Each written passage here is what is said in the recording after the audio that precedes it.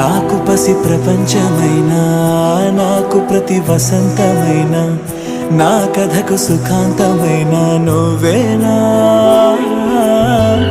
నాకు చిరు సంతోషమైనా, నాకు తొలి కన్నీటివైనా, నా కలకు నిజానివైనా నువ్వేనా.